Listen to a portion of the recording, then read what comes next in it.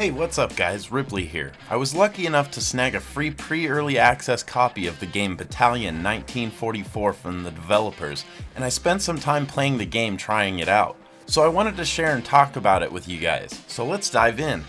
Battalion 1944 is a passion project from the developers Bulkhead Interactive and published by Square Enix Collective.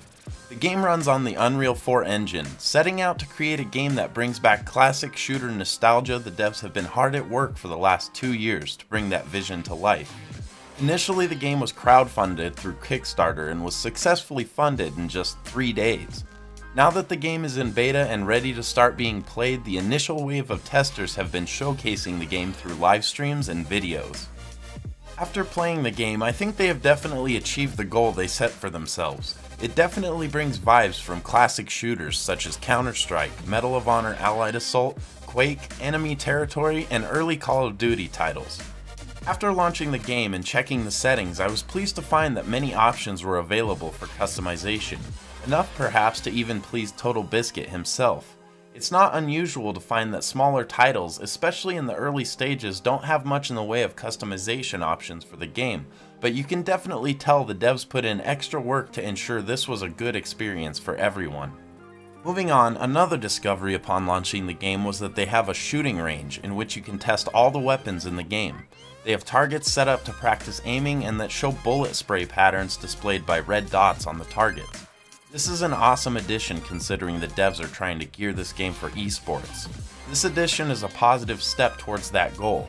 Facilitating a place to practice game mechanics and aiming is a large part in helping a game grow for esports.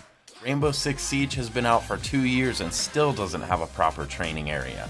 It's such a simple addition but can go a long way, so obviously I was pleased to see this. Getting to the playable options, currently the only available categories were Arcade, which is a randomized playlist of modes such as Capture the Flag, Domination, and Team Deathmatch. The other was Competitive, which consists of the game mode called Wartide. This will be the primary ranked mode.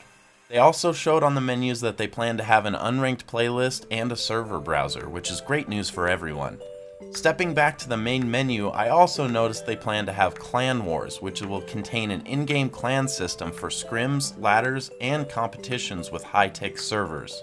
Now, I wasn't able to get into a server that would work for the arcade playlist, unfortunately, but I was able to play the game through the competitive mode, so that's what I'll go ahead and talk about. The game mode Wartide feels very much like any 5v5 round-based competitive shooter, with attackers, defenders, and bomb defusal all included. The defenders protect the two objectives A and B, and the attackers attempt to plant the bomb or eliminate all enemies. At halftime, the attackers and defenders switch sides. There is an economy that's akin to Counter-Strike's, but instead of it being based on money and weapons, they use sort of a card-driven loadout system. Essentially, at the beginning of the round, you are given a limited amount of cards which are different loadouts to choose from, and you can select grenades like smokes or frags. If you die while playing as one of these loadout cards, you drop the card upon death, which can be picked up by enemy players, increasing their team's cards and depleting yours. There is a default loadout which has an unlimited quantity that can also be used for an eco round if you want to save the amount of cards your team has. As for how the game feels, well, it feels really good. The combat is twitchy and fast, it's very responsive, the server tick rate and hit reg feel great straight away. The game feels much like a fair mix of COD and Counter-Strike.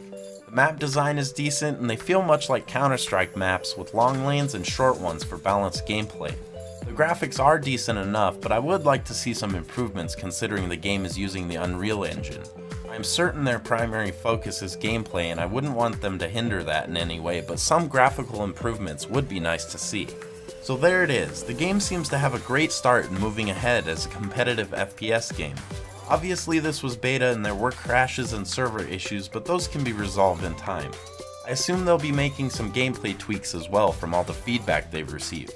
If you're wanting to try out the game, you'll get your chance on February 1st. You'll also be pleased to hear you can get the game at the cheap price tag of $15.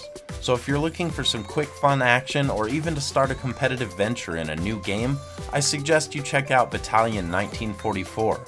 I think you'll enjoy it if this is the style of game you like. Thank you everyone for watching. I hope you learned something and have the chance to check out the game when it launches in early access in February.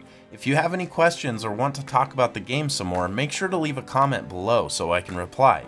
If you guys enjoy the content and want to see more in the future, don't forget to like and subscribe, and I'll see you all in the next video.